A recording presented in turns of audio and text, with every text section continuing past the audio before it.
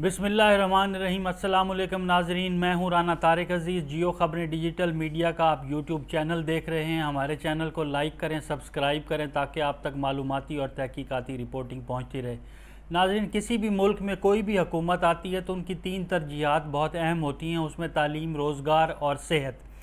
आप मुग़ल दौर को मवाजना करें इस दौर का या अंग्रेज़ों के साथ मवाजना करें तो मुग़ल दौर में तालीम की तरफ कोई ख़ास तवज्जो नहीं दी गई। हर तरफ यादगारें बनाई गई, आपको ताज महल नज़र आएगा और दीगर यादगार बनाई गई। कोई यूनिवर्सिटी की तरफ तवज्जो नहीं गई, कोई कॉलेज नहीं बनाया गया। एक इकलौती यूनिवर्सिटी जो कि बाद में क़याम पजीर हुई थी वो अलीगढ़ मुस्लिम यूनिवर्सिटी थी, जिसका क़याम भी कायद आज़म और दीगर रहनुमाओं की कोशिशों के बाद हुआ था। इसी तरह आप ये देखें कि अंग्रेज़ अपने मुल्क में कॉलेज, यूनिवर्सिटियाँ और दीगर रिसर्च के इदारे बना रहा था, जबकि बरे सगीर जो सब कॉन्टिनेंट था यहाँ पर धड़ाधड़ यादगारें, किलें तामीर हो रही थी, जिससे ये हुआ कि अंग्रेज़ तालीम में किस कदर आगे निकला और आज हम भी अंग्रेज़ों के मोहताज हैं। उनकी रिसर्चेस को पढ़ते हैं और उन्हीं को फॉलो करते हैं, और इसी तरह से कॉलेजेस में भी उन्हीं की लिखी हुई किताब हैं जो कि बहुत कम पाकिस्तानी या मुसलमान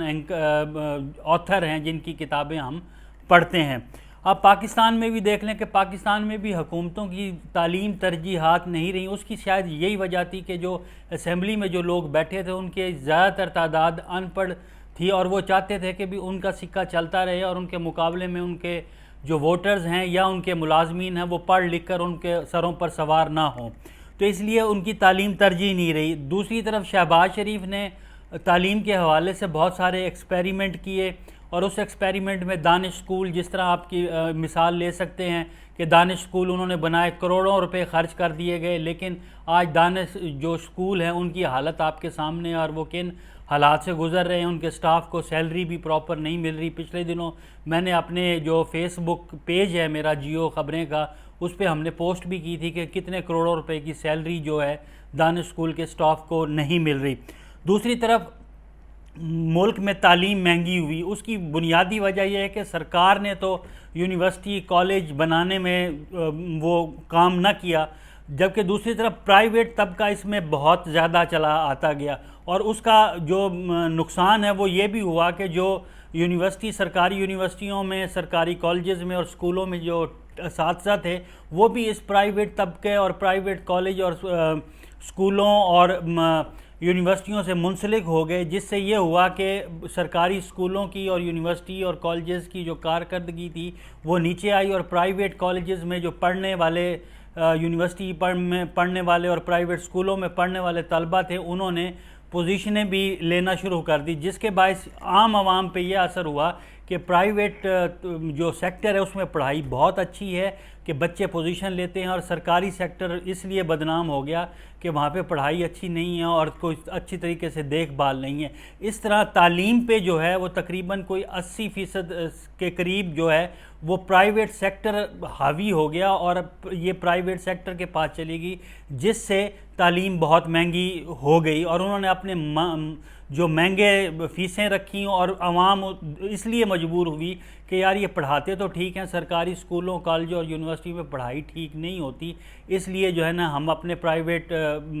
सेक्टर में, प्राइवेट कॉलेजेस में अपने बच्चों को पढ़ा रहे हैं, कम से कम पढ़ तो बच्चे हमारे ठीक रहेंगे। और जो दूसरा जो हुआ कि एक तो यूनिवर्सिटियों के हवाले से सरकार ने कोई ख़ास तरीके से काम ना किया। नवाज़ शरीफ की, शहबाज शरीफ की हुकूमत रही, 15 से 20 साल पंजाब में हुकूमत रही, और 18वीं तरमीम के बाद यूनिवर्सिटियाँ जो थी वो सूबों के ज़ेर इंतज़ाम आ गई थी, वफाक से निकल गई थी। तो इन्होंने यूनिवर्सिटीज़ के ऐलानात तो बहुत ज़्यादा किए, लेकिन यूनिवर्सिटी प्रॉपर तरीके से बन ना सकी। अब उनकी मिसाल आप मुल्तान में ही ले लें कि इंजीनियरिंग यूनिवर्सिटी को 2012 में ऐलान किया गया था, मियां नवाज़ शरीफ के नाम से engineering and technology university Multan में 2012 में बनाई गई, जो आज भी उधार मांगे की बिल्डिंग गवर्नमेंट टेक्नोलॉजी कॉलेज में कायम है, और वहाँ पे प्रॉपर जो है ना सिस्टम भी नहीं चल रहा। कुछ अर्सा तो वहाँ पे वाइस चांसलर ही नहीं आया, जबकि अब 2014-15 के बाद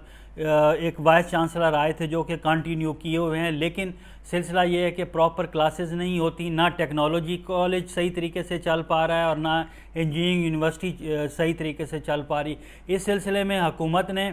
ज़मीन अलॉट की लाड़ के करीब इंजीनियरिंग यूनिवर्सिटी को, लेकिन आज तक उसके लिए फ़ंड्स ना जारी हो सके। अभी आप जाएंगे तो मेन भावलपुर रोड से इसका लिंक है, तो अभी तक उसकी पुख्ता सड़क भी तामीर नहीं हुई, डिपार्टमेंट या बिल्डिंग बनना तो दरकिनार। और दूसरी तरफ ख़वातीन यूनिवर्सिटी को ले लें, ख़वातीन यूनिवर्सिटी का क़याम भी 2012-13 के में अमल में आया था, वो भी नवाज़ शरीफ और शहबाज शरीफ ने किया था। उसको गवर्नमेंट डिग्री कॉलेज था मुल्तान में कचेरी चौक पे, उसको ख़वातीन यूनिवर्सिटी में बदल दिया गया। वो अब ना कॉलेज रहा ना यूनिवर्सिटी भी मुकम्मल तौर पे, कुछ जो फैकल्टीज़ हैं वो अभी तक यूनिवर्सिटी में बन नहीं पाई, फ़ंड्स भी अभी तक जारी नहीं किए गए। यानी कि आप देख लें 2012-13 से आज 2021 का भी आधा साल गुज़र चुका है, तो आप ये देख लें कि 10 साल से भी ज़ायद के अरसे में अभी तक हम प्रॉपर ये 2 यूनिवर्सिटियों की मिसाल है जो कि मैं आपको दे रहा हूँ, बन ना सकी। ख़वातीन यूनिवर्सिटी का कैंपस मत्ती तल के उस पर मत्ती तल के मुकाम पर बन रहा है, लेकिन वो भी इनकम्प्लीट है क्योंकि फ़ंडिंग नहीं हो रही। इसी तरह से मैं आपको और बताऊं कि यूनिवर्सिटी टोटल जो पंजाब में है सरकारी यूनिवर्सिटियों समेत टोल यूनिवर्सिटियों की तादाद 45 है, जिसमें से 28 यूनिवर्सिटी जो हैं वो प्राइवेट हैं और 17 के करीब यूनिवर्सिटियां जो हैं वो सरकारी हैं। और पंजाब के 18 अजला ऐसे हैं जहां पे यूनिवर्सिटी का वजूद ही नहीं है। इन बच्चों को पढ़ने के लिए लाहौर, फैसलाबाद, मुल्तान का सफ़र करना पड़ता है या उन इलाकों का सफ़र करना पड़ता है कि जहाँ पे यूनिवर्सिटियाँ कायम हैं। अब दूसरा मसला ये है कि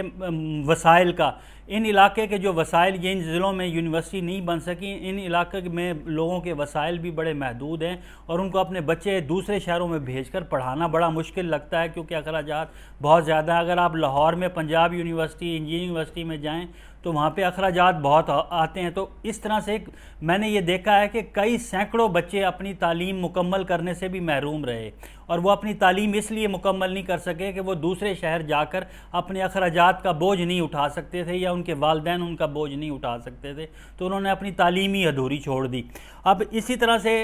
कुछ अजला ऐसे हैं जहाँ पे सब कैंपसेस बनाए गए हैं, जिस तरह बहावल नगर में इस्लामिया यूनिवर्सिटी का सब कैंपस है, मुल्तान लिया को देख लें तो मुल्तान की यूनिवर्सिटी ज़िक्रिया यूनिवर्सिटी का सब कैंपस है। इसी तरह लोधरा में सब कैंपस बनाया गया जो कि नवाज़ शरीफ ने ऐलान किया था 2015 में इंतखाबी जलसा में, जब जहांगीर तरीन और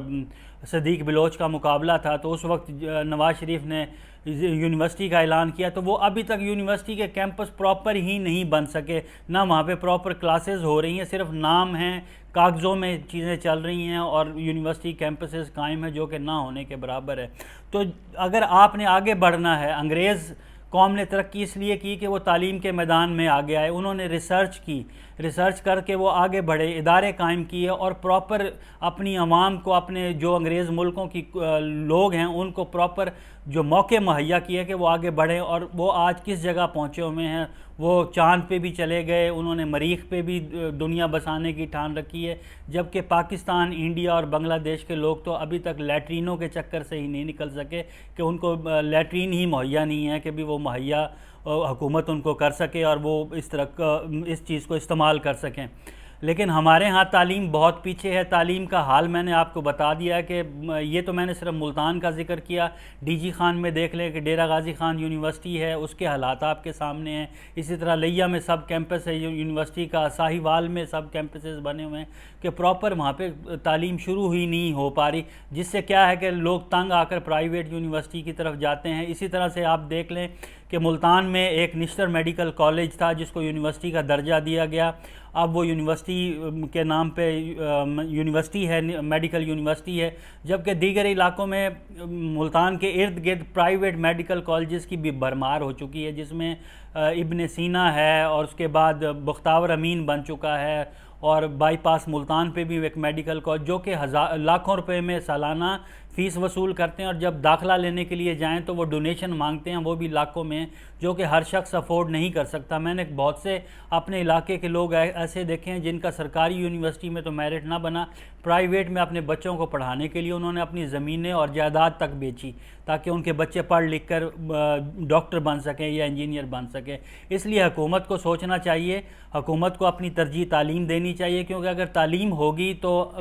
टेक्नोलॉजी आएगी, टेक्नोलॉजी होगी तो सनतें भी कायम होंगी। और हम बुनियादी तौर पर ज़राई मुल्क है हमारा, तो ज़राअत में भी जदीद टेक्नोलॉजी के ज़रिए से आप बहुत कुछ आगे जा सकते हैं। जिस तरह कि मैं जहांगीर तरीन की मिसाल दूं कि उनके अली तरीन फॉर्म पे दिसंबर में भी आम पैदा होते हैं, इसलिए कि वो जदीद तरीन टेक्नोलॉजी इस्तेमाल करते हैं। उनके पास एक पढ़ी लिखी फ़ोर्स मौजूद है जो कि इस पे अमल करती है, रिसर्च करती है, बीज पे रिसर्च करती है और जदीद तरीन बीज लाते हैं कि गर्मियों की फसल दिसंबर में भी पैदा हो रही है। इसलिए हुकूमत को अगर पाकिस्तान को तरक्की देनी है, पाकिस्तान ने आगे जाना है, तो तालीम उसको अपनी प्रायोरिटी में पहली तरजीह रखना होगा ताकि लोग पढ़ लिख सकें और अपने मुल्क के लिए काम कर सकें और मुल्क के लिए खिदमत कर सकें। ये ना हो कि पढ़ने के लिए बाहर जाएं और बाहर की दुनिया में ही वो अपनी दुनिया बसा लें और पाकिस्तान को खैर आबाद कर दें। और हमारा एक बहुत आला तालीम याफ्ता तबका बाहर जा चुका है, सिर्फ यहाँ पे अपॉर्चुनिटीज़ ना होने की वजह से। अपना बहुत सारा ख्याल रखिएगा। इंशाअल्लाह अगली वीडियो में मुलाकात होगी। अल्लाह हाफ़िज़।